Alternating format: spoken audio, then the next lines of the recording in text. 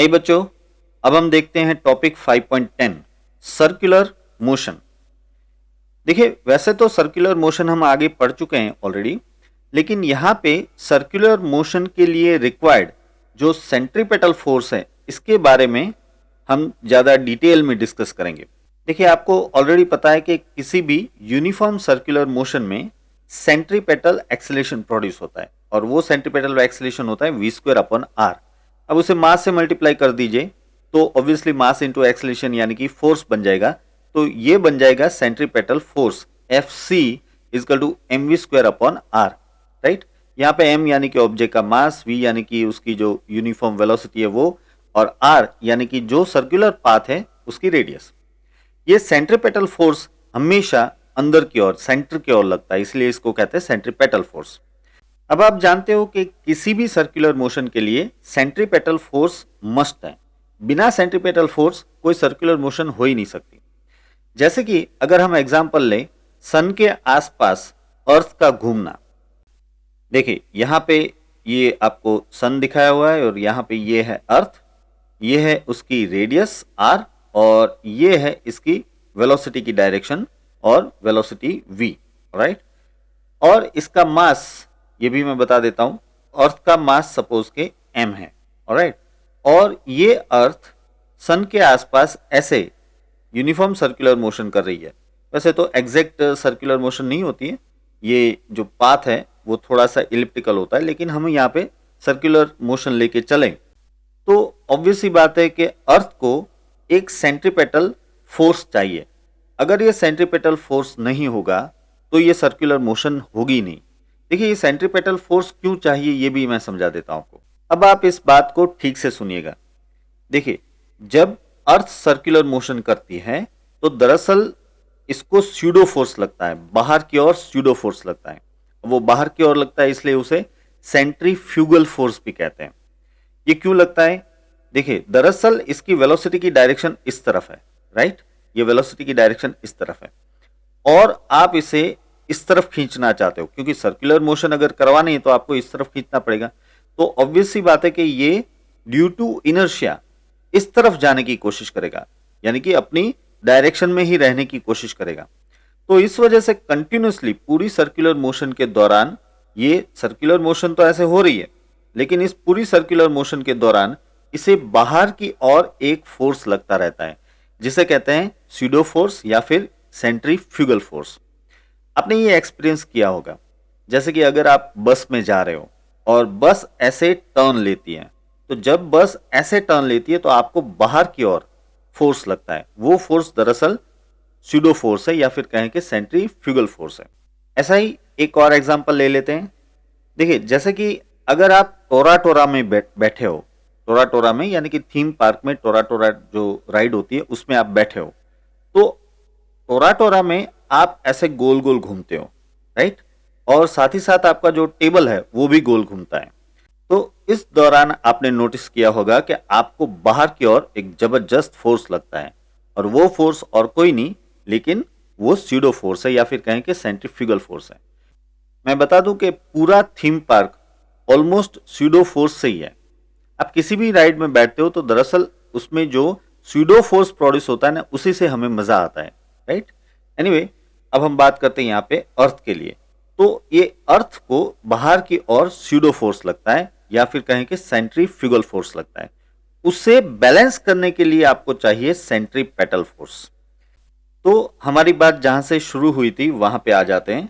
मैंने आपको समझाया कि किसी भी सर्कुलर मोशन में ऑब्जेक्ट को बाहर की ओर स्यूडो फोर्स लगता है, यानी कि बाहर की ओर सेंट्रीफ्यूगल फोर्स लगता है, और उसे बैलेंस करने के लिए हमेशा अंदर की ओर सेंट्रीपेटल फोर्स चाहिए, और ये सेंट्रीपेटल फोर्स ऑब्वियसली mv²/r जितना चाहिए। याद रहे कि जब ये बैलेंस होता है तभी सर्कुलर मोशन होती है, और इसका मतलब यह हुआ कि कहीं भी अगर सर्कुलर मोशन हो रही है, यूनिफॉर्म सर्कुलर मोशन हो रही है, तो इसका मतलब कि उसमें जो सेंट्रीफ्यूगल फोर्स है और सेंट्रीपेटल फोर्स है, ये दोनों ही mv²/r होंगे, क्योंकि दोनों ही एक दूसरे के अपोजिट डायरेक्शन में लगते हैं। तो बैलेंस हो जाता है, बैलेंस हो जाता है, इसीलिए ये सर्कुलर मोशन होती है। ठीक है, आई बात पूरी समझ में? बच्चों, टेक्स्ट बुक में स्यूडो फोर्स या सेंट्रीफ्यूगल फोर्स के बारे में कुछ भी नहीं बताया। आपको मैंने ये समझाया कि दरअसल स्यूडो फोर्स सेंट्रीफ्यूगल फोर्स लगता है, इसे बैलेंस करने के लिए सेंट्रीपेटल फोर्स चाहिए। ऑलराइट, तो अब ये सवाल है कि इसमें अर्थ को सेंट्रीपेटल फोर्स लगाता कौन है? बहुत आसान सी बात है, सन का जो ग्रेविटेशनल फोर्स है ना, वही सेंट्रीपेटल का काम कर देता है। सन का ग्रेविटेशनल फोर्स अर्थ को हमेशा सेंटर की ओर खींचता रहता है, यानी कि सन का जो ग्रेविटेशनल फोर्स है वही सेंट्रीपेटल फोर्स के तौर पे काम करता है। और हम कह सकते हैं कि सन का जो ग्रेविटेशनल फोर्स होगा वो mv² अपॉन आर जितना ही होगा, मीन्स सेंट्रीपेटल फोर्स जितना ही होगा ना, तो सन का gravitational force that will be equal to centripetal force. Alright, ऐसा ही दूसरा एग्जांपल देखिए, किसी भी एटम में न्यूक्लियस के आसपास इलेक्ट्रॉन घूमता रहता है। अब इलेक्ट्रॉन को रस्सी से तो बांधा नहीं है, इस इलेक्ट्रॉन को घूमते वक्त ऑब्वियसली सेंट्रीफ्यूगल फोर्स या कहें कि स्यूडो फोर्स लगता होगा, तो उसे बैलेंस करने के लिए सेंट्रीपेटल फोर्स चाहिए। तो सेंट्रीपेटल फोर्स कौन प्रोवाइड करता है इसमें? ये प्रोवाइड करता है न्यूक्लियस। आप जानते हो कि न्यूक्लियस पॉजिटिवली चार्ज है और इलेक्ट्रॉन नेगेटिवली चार्ज है, तो दोनों के बीच में अट्रैक्शन होगा, ऑब्वियस सी बात है। इसलिए न्यूक्लियस इलेक्ट्रॉन को अपनी ओर खींचता है, सेंटर की ओर खींचता है, और वही जो अट्रैक्शन फोर्स है जिसे कोलंबियन अट्रैक्शन फोर्स कहते हैं, दरअसल वो कोलंबियन अट्रैक्शन फोर्स ही सेंट्रीपेटल फोर्स का काम कर देता है। एक और एग्जांपल देता हूं जो कि आप कर सकते हो, इनफैक्ट आपने किया भी होगा। देखिए, आप किसी भी एक धागे के एंड पे एक पत्थर जैसा, छोटा सा पत्थर जैसा बांध दीजिए, ठीक है। अब उस धागे को पकड़ के उस पत्थर को गोल गोल घुमाइए, आप उसे हॉरिजॉन्टल प्लेन पे गोल गोल घुमाइए। समझे आप, वो जो गोल घूम रहा है ना, वो प्लेन जो बनता है वो हॉरिजॉन्टल होना चाहिए। ऑलराइट, तो आप उसे गोल गोल घुमाइए, तो आप नोटिस कीजिएगा कि आप कंटिन्यूअसली सेंटर की ओर अपने हाथों से फोर्स लगाते रहते हो।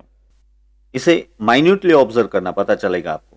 देखिए, दरअसल जब आप पत्थर को घुमा रहे हो तो पत्थर को बाहर की ओर सेंट्रीफ्यूगल फोर्स यानी कि स्यूडो फोर्स लगेगा, राइट। तो उसे बैलेंस करने के लिए ऑब्वियसली आपको उस धागे के ऊपर फोर्स लगाना पड़ेगा। आप उस धागे पे अंदर की ओर, सेंटर की ओर कंटिन्यूअसली फोर्स लगाते रहते हो, और उस वजह से आपका ये जो फोर्स है वो सेंट्रीपेटल फोर्स का काम करता है। और जैसे जैसे उस पत्थर की घूमने की स्पीड बढ़ जाती है तो आपको फोर्स बढ़ाना पड़ता है, क्योंकि यहाँ पे Fc is proportional to v² है।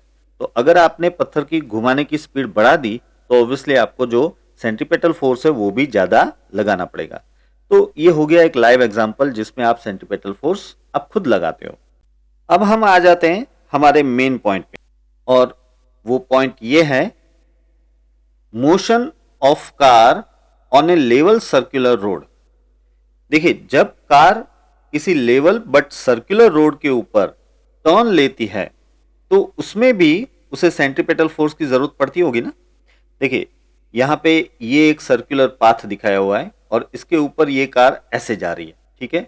अभी इस सर्कुलर पाथ की रेडियस कैपिटल R है, ये इसका एक वर्चुअल सेंटर है। ऑब्वियसली यहाँ पे रोड के ऊपर कोई सेंटर तो थोड़ी दिखाया होता है, तो ये एक वर्चुअल सेंटर है इसका, और इसकी रेडियस है R और इसकी वेलोसिटी है v। ऑलराइट, और अगर इसका मास भी मैं बता दूं, मास है कार का m। तो ऐसे में इस कार को जब ये ऐसे टर्न लेगी, जब इस सर्कुलर पाथ पे जाएगी, तो इसे बाहर की ओर स्यूडो फोर्स लगेगा, तो ऑब्वियसली अंदर की ओर इसे क्या चाहिए? अंदर की ओर इसे चाहिए एक सेंट्रीपेटल फोर्स। तो क्वेश्चन ये है कि यहाँ पे ये सेंट्रीपेटल फोर्स कौन लगाता है? यहाँ पे कार को सेंटर के साथ रस्सी से तो नहीं बांधा हुआ, तो फिर ये सेंट्रीपेटल फोर्स कौन प्रोवाइड करता है? इसे हम यहाँ पे समझने वाले हैं। तो अब इसके लिए हम इस फिगर को यहां से इस साइड पे रह के, रोड पे रह के देखेंगे। तो देखिए, ये फिगर इस तरह से हो जाएगी। ये रोड के ऊपर कार ऐसे जा रही है और आपको उसका बैक साइड दिख रहा है, और इसके ऊपर लगने वाले फोर्सेस भी मैं दिखा देता हूं अभी। देखिए, एक तो इसको नीचे की ओर लगेगा mg, ऑब्वियस सी बात है, इसका मास m है तो नीचे की ओर वेट यानी कि mg लगेगा, तो उस वजह से ऊपर की ओर नॉर्मल फोर्स n प्रोड्यूस होगा।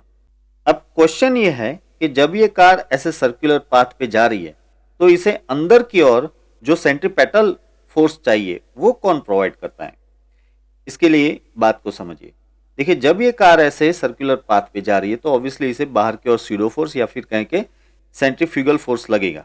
ऑलराइट, तो इस वजह से ये कार बाहर की ओर स्लिप होने की, स्लाइड होने की कोशिश करेगी। स्लाइड होगी नहीं, लेकिन ये स्लाइड होने की कोशिश करेगी।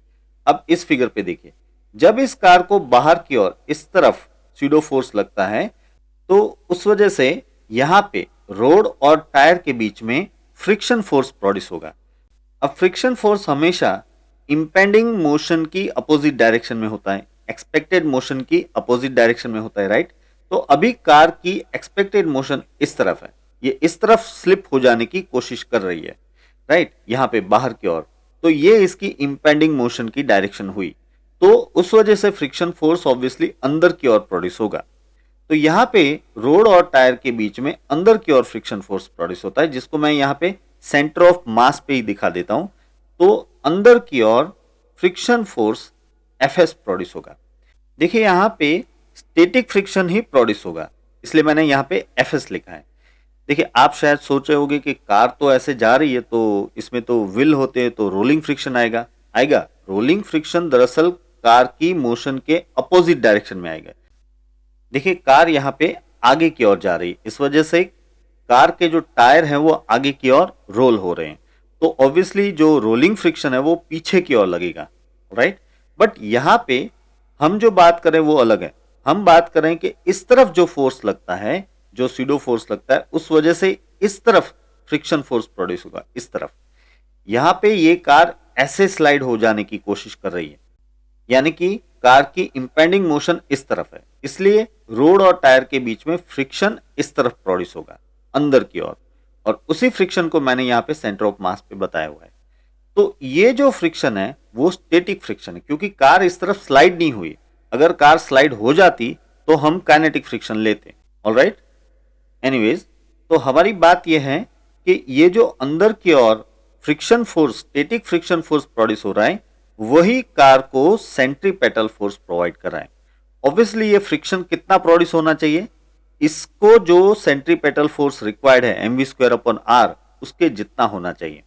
ऑब्वियसली बात है कि जैसे जैसे आप स्पीड बढ़ाते जाओगे, देखिए ये इक्वेशन देखिए, जैसे जैसे आप कार की स्पीड बढ़ाते जाओगे वैसे वैसे जो रिक्वायर्ड सेंट्रीपेटल फोर्स है बढ़ता जाएगा।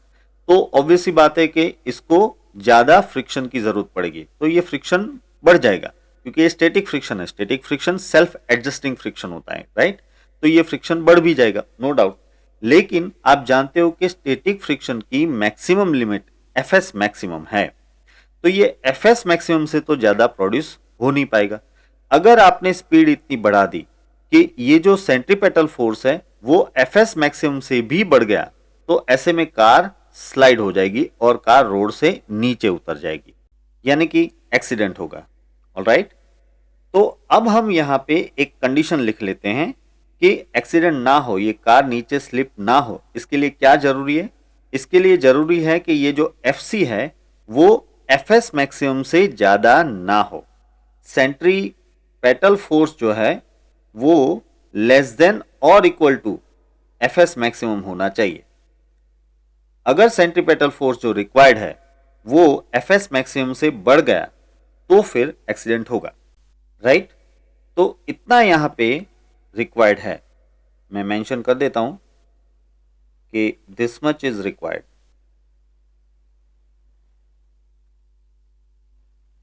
That FC should be less than और इक्वल टू एफएस मैक्सिमम। तो अब इस पे से एक इंपॉर्टेंट रिजल्ट हम डिराइव करते हैं।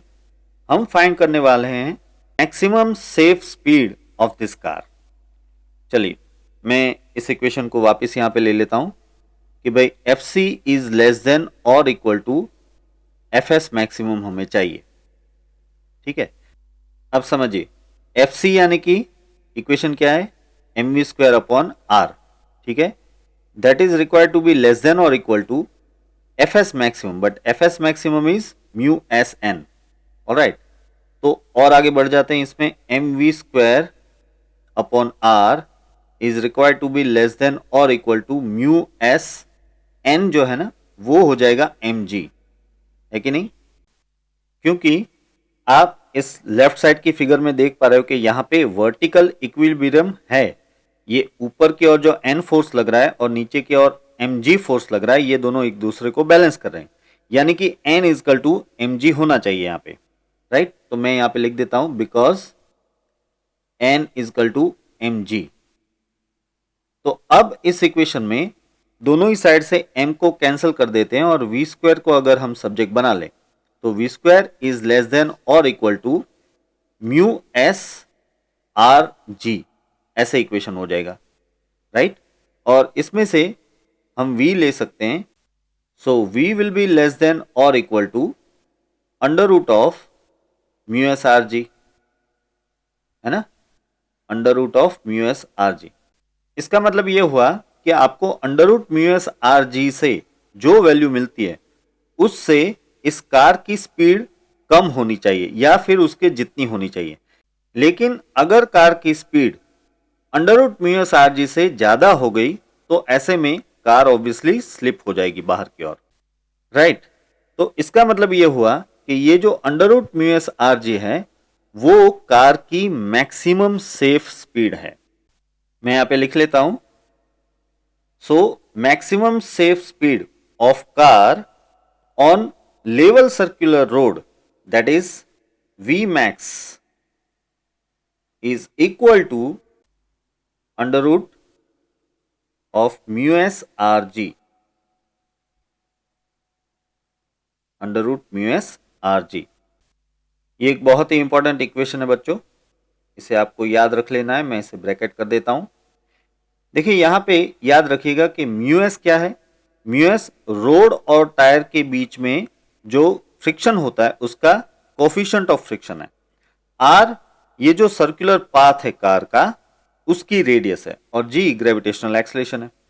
अब देख रहे हो यहां पे कहीं भी कार का मास नहीं है, देख रहे हो आप इस इक्वेशन में, यानी कि मैक्सिमम सेफ स्पीड में कार का मास इंक्लूड नहीं है। यानी कि मैक्सिमम सेफ स्पीड कार के या किसी भी व्हीकल के मास के ऊपर डिपेंड नहीं करती है, समझ रहे हो आप। यहां पे ये डिपेंड करती है म्यू एस पे, यानी कि रोड और टायर के बीच में जो कोफिशिएंट ऑफ फ्रिक्शन है वो जितना ज्यादा, यानी कि कहे तो रोड और टायर के बीच में जो रफनेस है वो जितनी ज्यादा, उतनी ज्यादा सेफ स्पीड आपको मिलेगी। Vmax यानी कि यहाँ पे सेफ स्पीड है और Vmax R पे भी डिपेंड करती है, यानी कि जिस रेडियस पे कार टर्न ले रही है उस रेडियस पे भी डिपेंड करती है।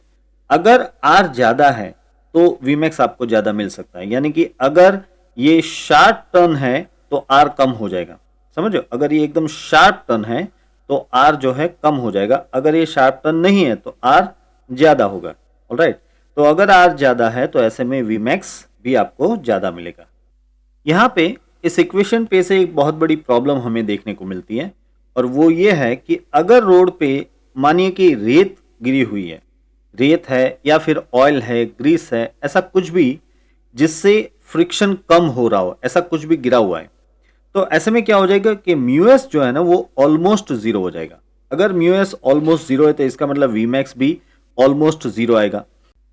यानी कि इस सिचुएशन में इस रोड पे इस कार के लिए maximum safe speed almost zero हो जाएगी।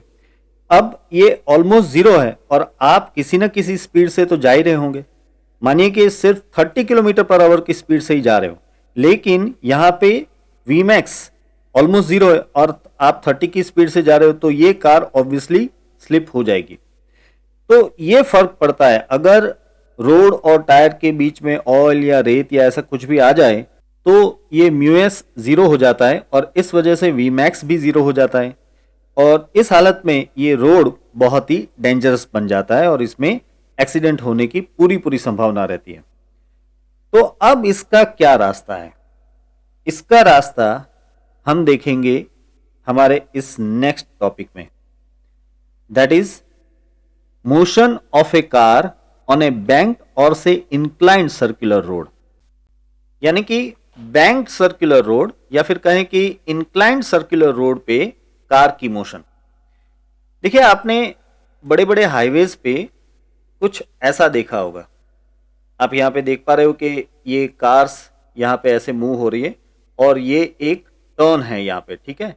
और आप देख पा रहे हो कि इसमें बहुत बड़ा इंक्लिनेशन दिख रहा है आपको, मैं आपको शो कर देता हूं ये इंक्लिनेशन। देखिए ये है दरअसल हॉरिजॉन्टल लाइन, ठीक है, और इसकी जगह पे दरअसल रोड जो है वो इतना इंक्लाइंड है। देख पा रहे हो, ये रोड इतना इंक्लाइंड है, यहां पे क्लियरली इतना एंगल बन रहा है थीटा। तो इसको कहते हैं बैंक रोड या फिर इंक्लाइंड रोड। आपको बड़े हाईवे पे ऐसा देखने को मिलेगा, खास तौर पे जहां पे टर्न है वहां पे, क्योंकि हर एक टर्न एक सर्कुलर पार्ट का छोटा सा हिस्सा होता है, राइट। तो ऐसे सर्कुलर पार्ट पे यानी कि ऐसे बैंक्ड रोड पे, इंक्लाइंड रोड पे ऐसा एंगल क्यों रखा जाता है, ये बैंकिंग क्यों किया जाता है, यही बात हम यहां पे समझेंगे। तो चलिए देखते हैं। देखिए ये है हमारी वही पुरानी कार, बट यहां पे हमने इस रोड को बैंक किया है, इसको इंक्लाइन किया है और एंगल है इसका थीटा। तो अब ऐसे में इस कार के ऊपर कौन से फोर्स लगेंगे वो जरा देख लेते हैं। देखिए एक फोर्स जो कि नीचे की ओर हमेशा लगेगा और वो है mg, राइट। और दूसरा फोर्स हम दिखा सकते हैं नॉर्मल फोर्स, जो कि इस सरफेस के परपेंडिकुलर ऐसे लगेगा, इस रोड के परपेंडिकुलर इस तरह से लगेगा, नॉर्मल फोर्स n। यहां पे ये नॉर्मल फोर्स n हो गया, ठीक है। अब देख पा रहे हो कि ये सरफेस यानी कि इस रोड के परपेंडिकुलर डायरेक्शन में ये नॉर्मल फोर्स है। अच्छा, अब जब ये कार ऐसे टर्न ले रही है तो उसकी जो रेडियस है वो हम इस तरह से बता सकते हैं। देखिए मैं यहां से इसे शो करूंगा ऐसे, ये हो जाएगी रेडियस r, ये है रेडियस r और यहां पे है इसका वर्चुअल सेंटर, ये है सेंटर O, ठीक है। देखिए इस बात को अच्छे से समझ लीजिए, ये जो सर्कुलर पाथ है वो ऐसे सर्कुलर पाथ है, इस तरह से ये सर्कुलर पाथ बन रहा है ऐसे, राइट। इसलिए आपको सेंटर यहां पे लेना है और ये रेडियस होगी, ऐसे नहीं कि नीचे की ओर आपको रेडियस लेनी है या ये सेंटर है, ऐसे नहीं है। ये सर्कुलर पाथ इस तरह से बनेगा ऐसे, इसलिए इसका सेंटर ये हुआ, ऑलराइट। अब इस हाल में इस कार को सेंटर से दूर की ओर यानी कि सेंट्रीफ्यूगल फोर्स इस तरफ लगेगा, या फिर कहूं कि स्यूडो फोर्स इस तरफ लगेगा। अब उस फोर्स की वजह से ये कार ऐसे रोड पे ऊपर की ओर स्लाइड होने की कोशिश करेगी। देखिए इस तरफ तो जा नहीं सकती कार, ये तो पूरा रोड है, तो ऑब्वियसली ये ऊपर की ओर स्लाइड होने की कोशिश करेगी। अब जब ये ऊपर की ओर स्लाइड होने की कोशिश करती है तो यहां पे रोड और टायर के बीच में फ्रिक्शन प्रोड्यूस होता है और ऑब्वियसली वो फ्रिक्शन ऐसे प्रोड्यूस होगा इस तरफ। Are you getting? स्लाइड इस तरफ होने की कोशिश करेगी यानी कि इंपेंडिंग मोशन इस तरफ है, तो फिर फ्रिक्शन ऐसे आएगा रोड के पैरेलल नीचे की ओर। मैं फ्रिक्शन यहां पे दिखा देता हूं इस तरह से, ये रोड के पैरेलल नीचे की ओर हो गया फ्रिक्शन। देखिए ये फ्रिक्शन ऑब्वियसली और कुछ नहीं हो लेकिन स्टैटिक फ्रिक्शन होगा, एफएस। अब जानते हो कि ये कार ऐसे स्लाइड होने की कोशिश कर रही थी, राइट, यानी कि इंपेंडिंग मोशन इस तरफ थी, लेकिन इस तरफ मोशन हो नहीं गई है, स्लिप नहीं हो गई ये कार, तो इस तरफ जो फ्रिक्शन लगेगा वो स्टैटिक फ्रिक्शन होगा। अगर ये कार इस तरफ स्लिप हो गई होती तो ऐसे में ये जो फ्रिक्शन होता वो काइनेटिक फ्रिक्शन होता। एनीवेज यहां पे ये एफएस आएगा। अब देखिए, अब हम इस एफएस के दो कंपोनेंट ले सकते हैं, एक इस तरफ और एक इस तरफ। इसी तरह से हम नॉर्मल फोर्स के भी दो कंपोनेंट ले सकते हैं, एक ऐसे ऊपर की ओर, एक ऐसे हॉरिजॉन्टली लेफ्ट साइड में। अब इसके लिए पहले तो मैं एंगल शो कर देता हूं। देखिए अगर ये एंगल थीटा है तो ऑब्वियसली ये एंगल भी थीटा हो जाएगा। मैं यहां पे शो कर देता हूं कि यहां पे ये एंगल मिलेगा आपको थीटा।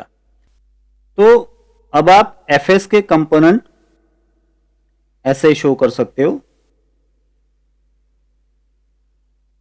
देखिए ये दो कंपोनेंट्स हो गए, ठीक है। ये है हॉरिजॉन्टल कंपोनेंट और यहां पे ये वर्टिकल कंपोनेंट आ गया। अब क्योंकि यहां पे एंगल थीटा है तो ये जो कंपोनेंट है ये क्या हो जाएगा, ये हो जाएगा एफ एस कॉस थीटा, और जो वर्टिकल कंपोनेंट है ये हो जाएगा एफ एस साइन थीटा, ठीक है। देखिए इसी तरह से मैं इस नॉर्मल फोर्स के भी दो कंपोनेंट शो कर सकता हूं। एक हो जाएगा ऐसे वर्टिकल कंपोनेंट और एक ऐसे हॉरिजॉन्टल कंपोनेंट आ जाएगा, जो कि दरअसल एफ एस कॉस थीटा की डायरेक्शन में ही आ रहा है।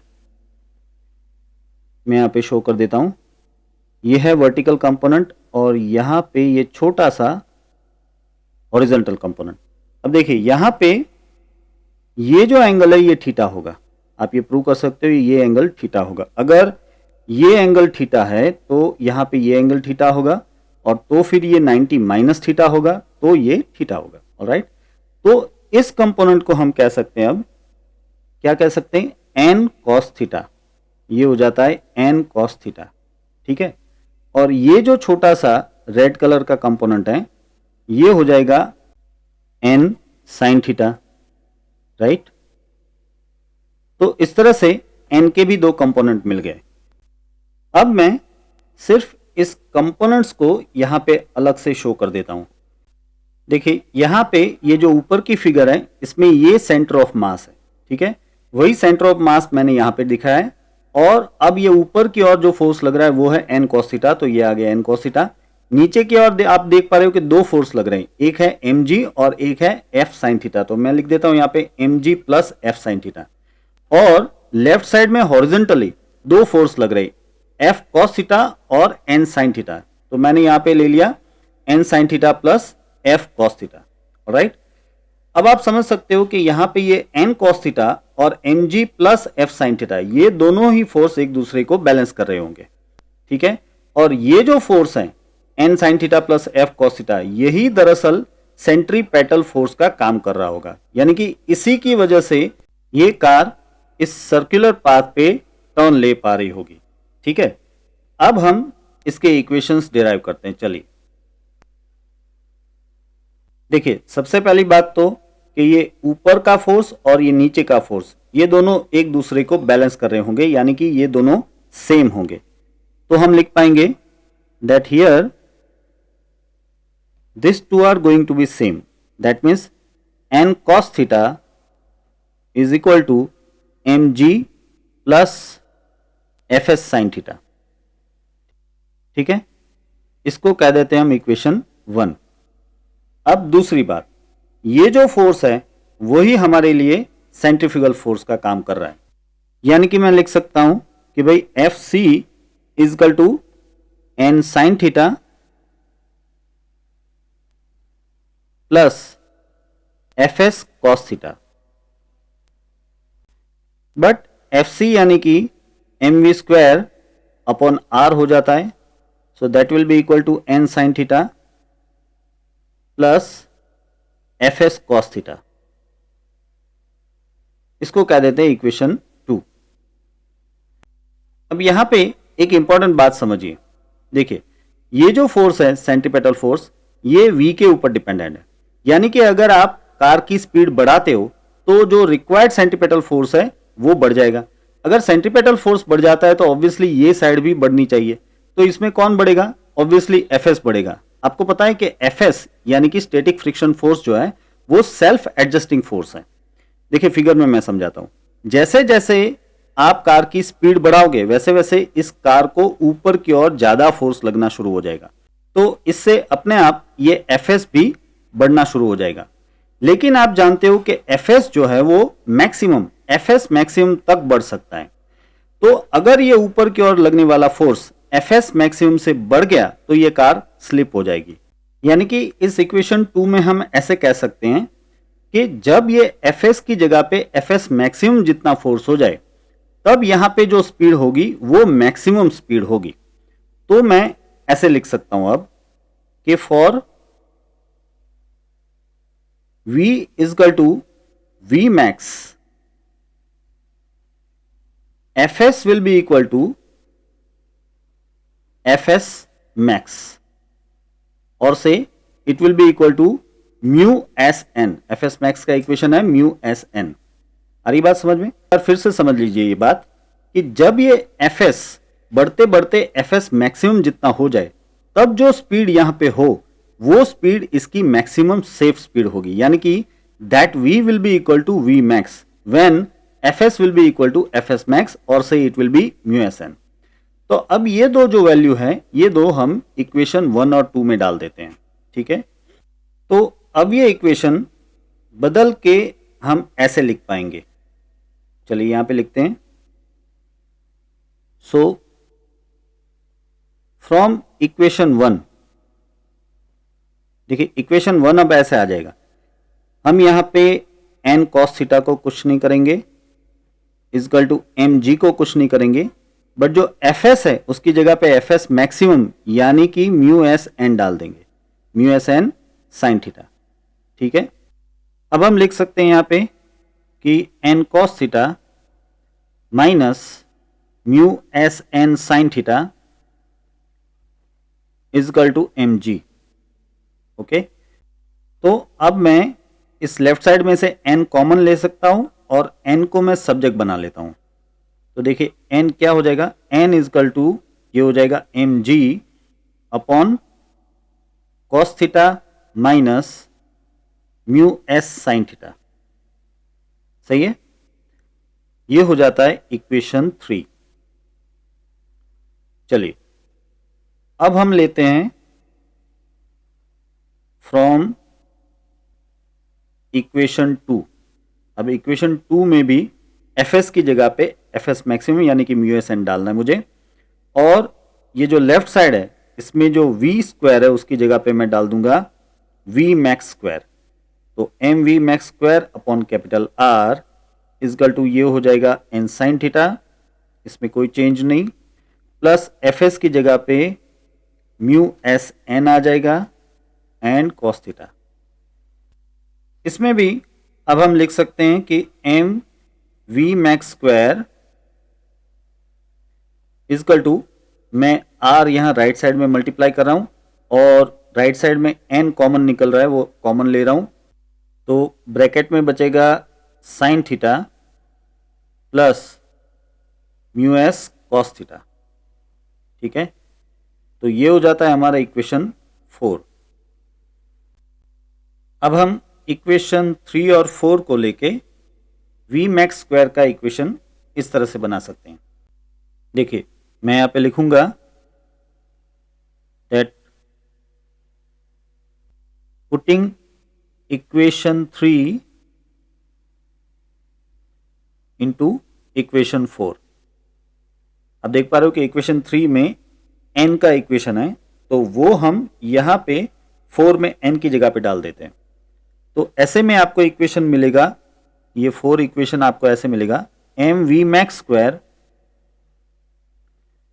इजकल टू आर, और n जो है ना, n की जगह पे हम लिख देंगे ऐसे एम जी, और मल्टीप्लीकेशन में आपके पास already sine theta plus mu S cos theta है, bracket over, and divide by ये इक्वेशन 3 में से cos theta minus mu S sine theta. अब यहां पे ऑब्वियसली दोनों साइड m कैंसिल हो जाएगा, तो v मैक्स स्क्वायर का इक्वेशन ऐसे मिलेगा आपको, v max square is equal to ये आ जाएगा r इंटू जी, और यहां न्यूमरेटर में ये ब्रैकेट आ जाएगा sign theta plus mu S cos theta. मैं इसमें जरा सीक्वेंस चेंज कर रहा हूं, mu S cos theta plus sign theta. ठीक है, और डिनोमिनेटर में वही term cos theta minus mu S sine theta. अब मैं क्या करता हूं कि इस इक्वेशन की ये जो राइट साइड है इसमें न्यूमरेटर को भी कॉस थीटा से डिवाइड करता हूं और डिनोमिनेटर को भी कॉस थीटा से डिवाइड करता हूं। ठीक है, तो ऐसे में आपको ये इक्वेशन क्या मिल जाएगा, it will B R G, और न्यूमरेटर में देखिए कॉस थीटा कैंसिल हो जाएगा लेकिन म्यू एस बचेगा, plus sine theta upon cos theta यानी कि टेन थीटा हो जाएगा। ठीक है, डिवाइड बाय यहां पे जो कॉस थीटा है वो कैंसिल हो जाएगा, तो यहां पे 1 बचेगा माइनस म्यू एस और sine theta divide by cos theta यानी कि टेन थीटा मिल जाएगा आपको। ऑलराइट, तो अब मैं फाइनली वी मैक्स का इक्वेशन यानी कि मैक्सिमम सेफ स्पीड का जो इक्वेशन है वो ऐसे लिख पाऊंगा। देखिए यहां पे आ जाएगा वी मैक्स इजकल टू, पूरा ब्रैकेट लेके मुझे उसका पावर 1/2 लेना पड़ेगा, ये 1/2 और यहाँ पे टर्म आ जाएगी आर जी और न्यूमरेटर में obviously mu S plus tan theta और डिनोमिनेटर में 1 minus mu S tan theta. ये जो है ये है इक्वेशन इसका maximum safe speed on A bank road का, यानी कि बैंक रोड के ऊपर कार को जब आप टर्न लेते हो तब उसकी मैक्सिमम सेफ स्पीड का इक्वेशन हो गया। बच्चों ये इक्वेशन भी बहुत ही इंपॉर्टेंट है, मैं इसको ब्रैकेट कर देता हूं, आपको इसको अच्छे से याद रखना है। राइट, यहां पे इस इक्वेशन की सारी टर्म्स एक बार समझ लेते हैं। देखिए इसमें आर जो है वो सर्कुलर पाथ का रेडियस है, जी ग्रेविटेशनल एक्सीलरेशन है, म्यू एस यानी कि रोड और टायर के बीच में जो कोफिशिएंट ऑफ फ्रिक्शन है वो, और थीटा जो इंक्लिनेशन है, रोड का जो इंक्लिनेशन है, बैंकिंग है, उसकी डिग्री है।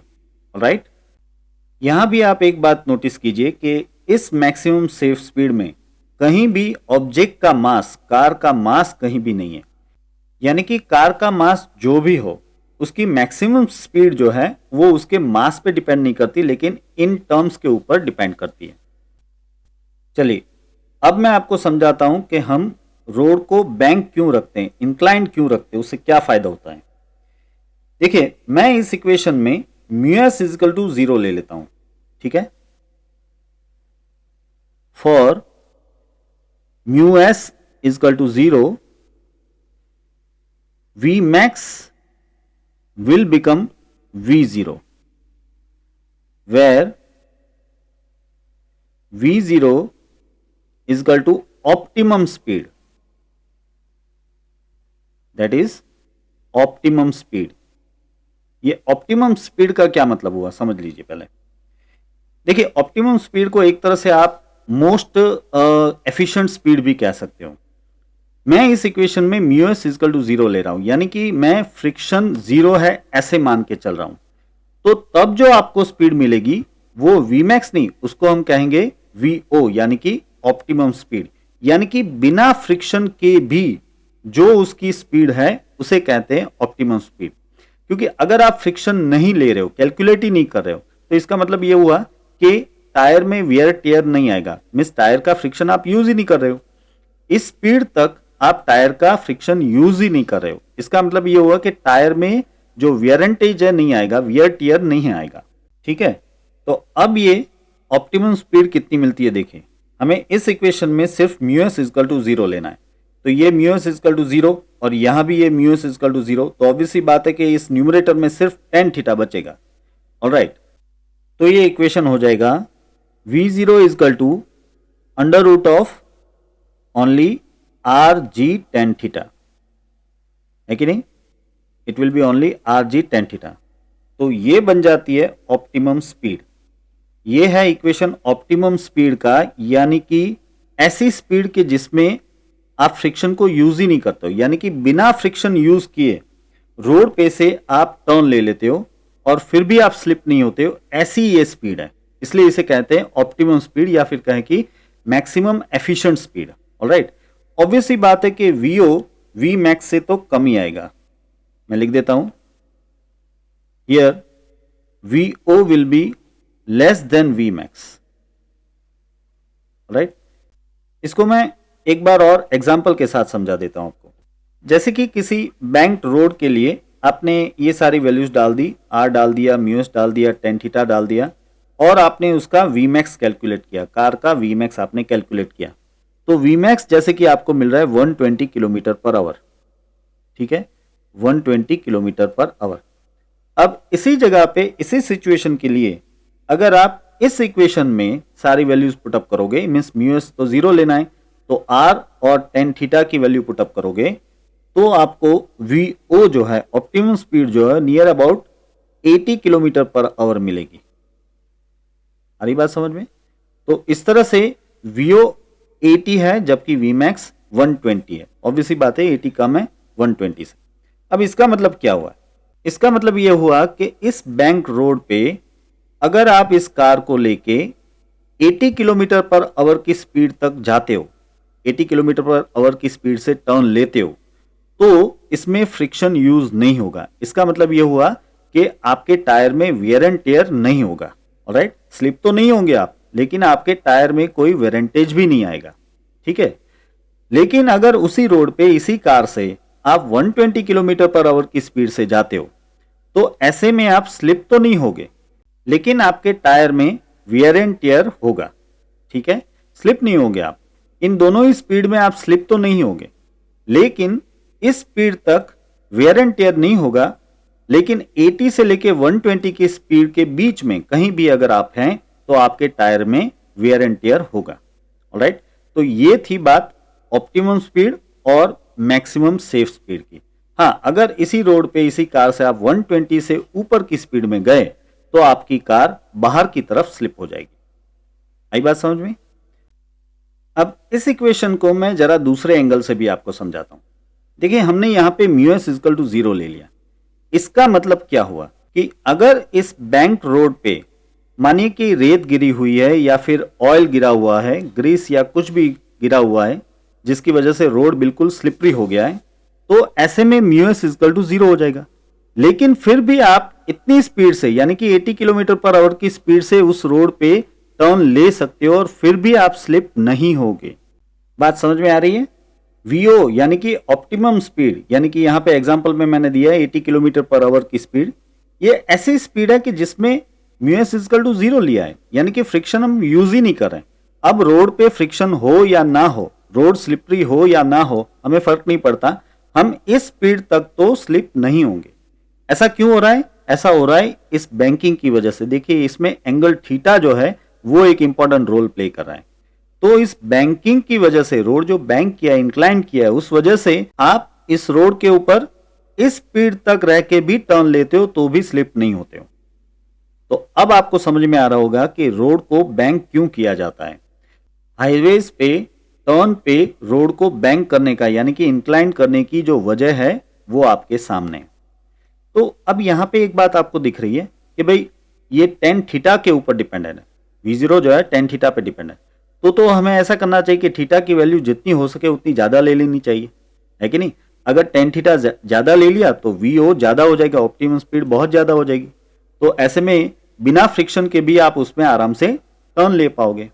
लेकिन नहीं, ऐसे भी नहीं कर सकते हम, क्योंकि अगर हम थीटा की वैल्यू बहुत ज्यादा ले लेंगे तो इक्वेशन वाइज V0 तो हमें ज्यादा मिल जाएगा, लेकिन ऐसी हालत में उस रोड पे कार आप खड़ी भी नहीं रख पाओगे, पार्क भी नहीं कर पाओगे। समझ रहे हो आप? ऐसा क्यों, ये मैं आपको इस फिगर से समझाता हूं। देखिए, इस फिगर से मैं आपको कार पार्क करने की जो कंडीशन है वो समझाने वाला हूं। मैं यहां पे लिख देता हूं, condition for parking a car on a bank road यानी कि इंक्लाइंड रोड। ये भी इंपॉर्टेंट है ना, आपको इस बैंक रोड पे आपको कार को इस तरह से कहीं पे पार्क करने की भी जरूरत पड़ सकती है ना? तो ऐसा नहीं होना चाहिए कि एंगल इतना ज्यादा हो कि कार ऐसे स्लिप हो जाए। ऑब्वियस ही बात है, अगर कार आपने ऐसे पार्क की हुई है तो कार को जो mg फोर्स लगेगा वो इसे नीचे की ओर स्लाइड करने की कोशिश करेगा, यानी कि कार की जो इंपेंडिंग मोशन है वो नीचे की ओर है। और अगर हमें इसे स्लाइड नहीं होने देना है तो ऑब्वियस ही बात है कि फ्रिक्शन ऊपर की ओर प्रोड्यूस होगा, है ना? तो ऐसे में जो फ्रिक्शन फोर्स आने वाला है वो फ्रिक्शन फोर्स अभी तक हम नीचे ले रहे थे, लेकिन यहां पे फ्रिक्शन फोर्स ऐसे ऊपर की ओर शो करना पड़ेगा क्योंकि कार अभी पार्क है। तो यहां पे आएगा Fs, ठीक है, और नीचे की ओर जो हम हर बार बताते हैं वही mg फोर्स आएगा, ठीक है। यहां पे एक सरफेस के परपेंडिकुलर यानी कि रोड के परपेंडिकुलर ऐसे नॉर्मल फोर्स आएगा, ये भी हम शो कर देते हैं। ये हो गया नॉर्मल फोर्स n, ठीक है। अब हम इस कार के सेंटर ऑफ मास पे लगने वाले इन फोर्सेस के हॉरिजॉन्टल और वर्टिकल कंपोनेंट्स को कंपेयर कर सकते हैं, राइट? तो इसके लिए पहले मैं ये फोर्सेस यहाँ पे शो कर देता हूँ। देखिए, अब इसके हॉरिजॉन्टल और वर्टिकल कंपोनेंट्स के लिए ये दो एक्सिस में ले लेता हूँ। यहाँ पे आप प्रूव कर सकते हो कि ये Fs इस हॉरिजॉन्टल एक्सिस के साथ यहाँ पे थीटा एंगल बना रहा है और ये नॉर्मल फोर्स भी यहाँ पे वर्टिकल एक्सिस के साथ थीटा एंगल बना रहा है, राइट। तो अब हम इसके कंपोनेंट ले सकते हैं, बट मैंने पहले ही आपको बता दिया कि हमें इसके सिर्फ हॉरिजॉन्टल कंपोनेंट्स की जरूरत है, तो मैं सिर्फ हॉरिजॉन्टल कंपोनेंट्स को लेके उसे कंपेयर करता हूं। तो देखिए यहाँ पे दो हॉरिजॉन्टल कंपोनेंट्स आपको मिलेंगे। राइट साइड में यहाँ पे मिलेगा आपको ये Fs cos थीटा, ये हो जाएगा Fs cos थीटा, ठीक है। और लेफ्ट साइड में यहाँ पे नॉर्मल फोर्स का कंपोनेंट मिलेगा n sin थीटा। आप ठीक से समझ लीजिए कि यहाँ पे आपको हॉरिजॉन्टल कंपोनेंट दो ही मिलेंगे, इस तरफ मिलेगा Fs cos थीटा और इस तरफ मिलेगा n sin थीटा, ऑलराइट। अब क्योंकि ये कार इक्विलिब्रियम में है तो हम कह सकते हैं कि ये दोनों फोर्स एक दूसरे को बैलेंस कर रहे होंगे, यानी कि मैं लिख सकता हूं that here n sin theta will be equal to Fs cos theta, right. और आप ऐसे भी लिख सकते हो कि tan theta is equal to Fs upon n, सही है। अब हमें वो थीटा चाहिए, वो मैक्सिमम थीटा चाहिए जिसके लिए इस कार को हम पार्क करें तो भी कार स्लिप ना हो, यानी कि हम एंगल बढ़ाते जाएं। देखिए हम यहाँ पे एंगल बढ़ाते जाएंगे तो ऑब्वियसली बात है कि Fs बढ़ता जाएगा, लेकिन Fs बढ़ने की एक लिमिट है, Fs मैक्सिमम।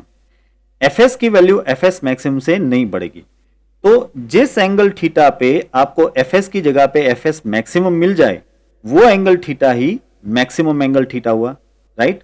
तो मैं यहां पे लिखता हूं for theta is equal to theta maximum या फिर theta m, Fs will be equal to Fs maximum, और Fs मैक्सिमम की जगह पे आप लिख सकते हो म्यू एस एन, ठीक है।